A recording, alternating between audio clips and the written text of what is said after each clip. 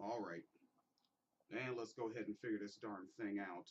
Uh, I could say morning wine cellar, but it is 11:27 p.m. So this is just before I go get on the shift wine cellar because I start the shift at 2 in the a.m. All right. So real quick, real fast, taking a look at some of these things. Um, Ford, and this is off of CBA.ca News Canada. All right. And out there in Toronto, the Ford folks, they say that OPP on protesters, they brought a guillotine to Queens Park, and that just goes way overboard. All right. The OPP, they were informed about a group of protesters who brought a fake guillotine to Queens Park on Wednesday. The premier's office announced, and quote, Doug Ford, which I think that might be Rob Ford's sibling, said, yesterday went a little too far. As a matter of fact, it goes way overboard, end quote. A few hundred people showed up to the protest outside Queens Park in what was called a general strike against Doug Ford. Several masked attendees carried the wooden guillotine dotted with red paint onto the lawn and held signs that said, "No cuts but this cut." And that's an all right deal right there in over there in Canada, where niggas like Fallon Matthew be posted up in the joint.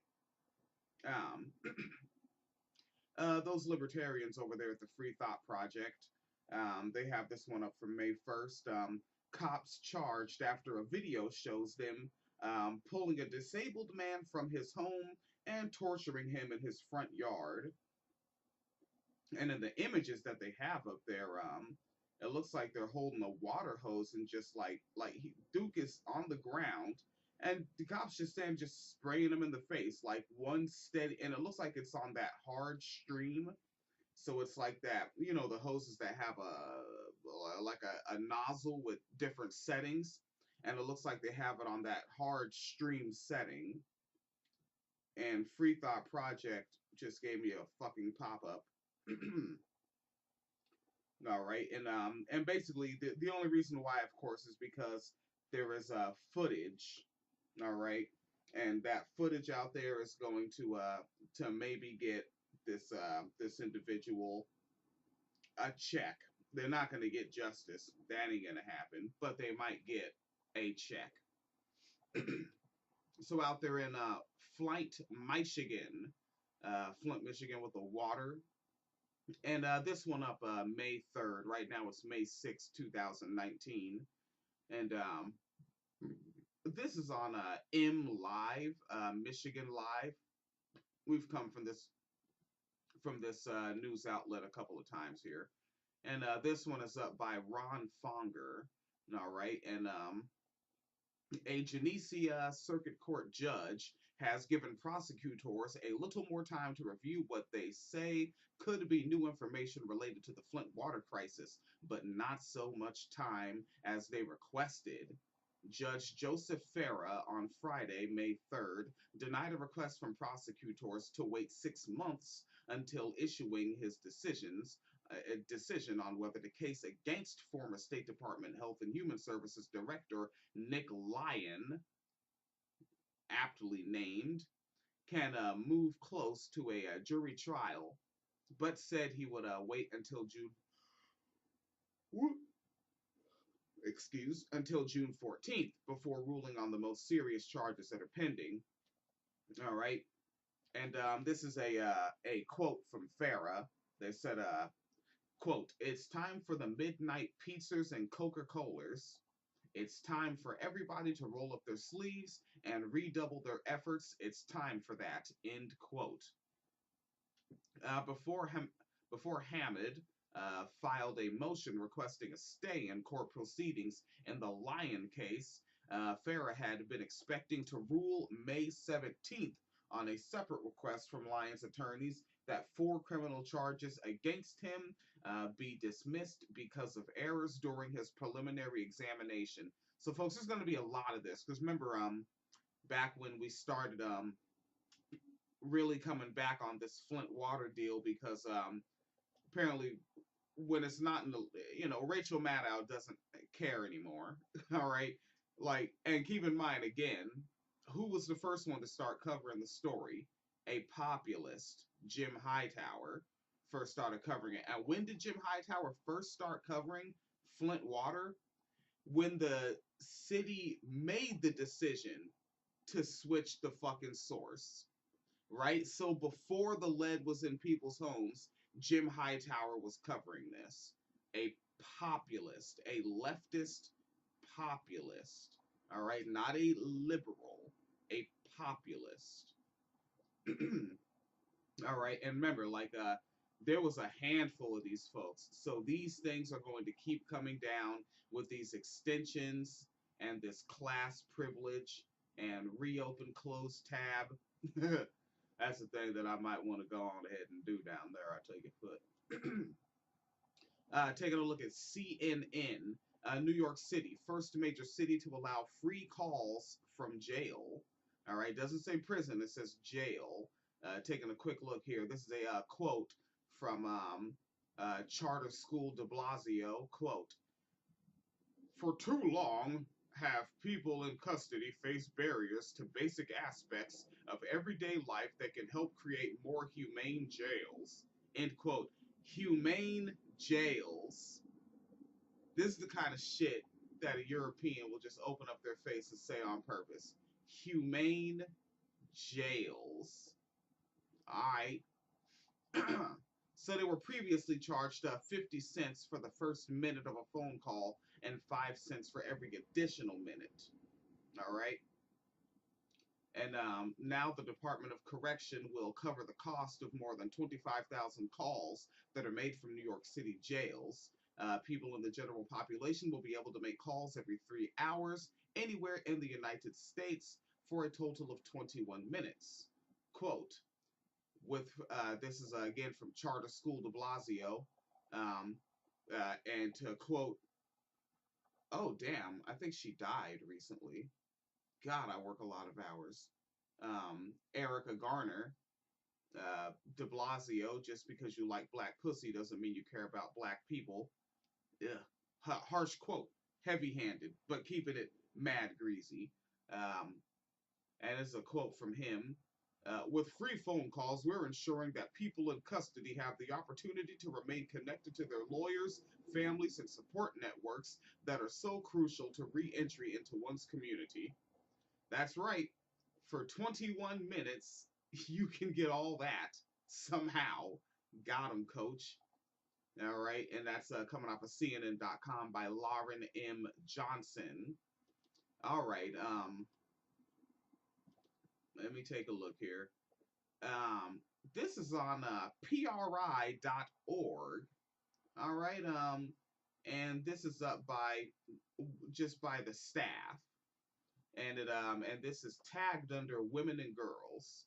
And it says the English Collective says Brexit unfairly targets sex workers for deportation. Whoa, hey, ha, what? Let's take a look here. No, excuse me. So an individual that goes by the name of Laura Watson is the spokesperson for the English Collective of, and they use this word, prostitutes. All right, that's the word they're using here for the name of their organization. It's the English Collective of Prostitutes in London, the ECP.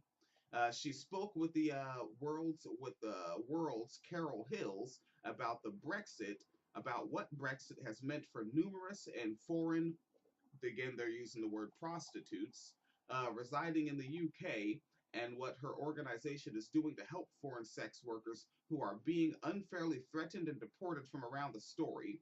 And I want to go ahead and I want to link this thing with the web post for this episode so you folks can check out this interview, but just a little bit from it. So the Carol, they ask a question: is there a way to put simply what rights sex workers in Britain have, whether British or non-British? All right, and the answer to that is sex workers have the rights that other people have. For example, You don't have to let police in if they don't have a warrant, and you don't have to give the police a statement. It's legal to work as a sex worker, but it's illegal to work with somebody else, and it's illegal to loiter and solicit on the street. To be working legally, you can work from premises, but you have to be completely on your own. Women don't want to work in that way. It's a very scary way to work. You're completely isolated. Is the answer delivered to that question? And I want to link this with the web post for this little morning wine cellar from 11:37 p.m. because I need to be in that factory doing machine stuff with wrenches and whatnot at 2 a.m. So I actually need to be out of here pretty darn soon because I like to get to work, like, a little over 30 minutes early, get acclimated, you know how it is. All right, this NBC.news, NBCnews.com/think, which is like a bit of a sidearm here. So it's opinion, analysis, and essays, and this is tagged hot take.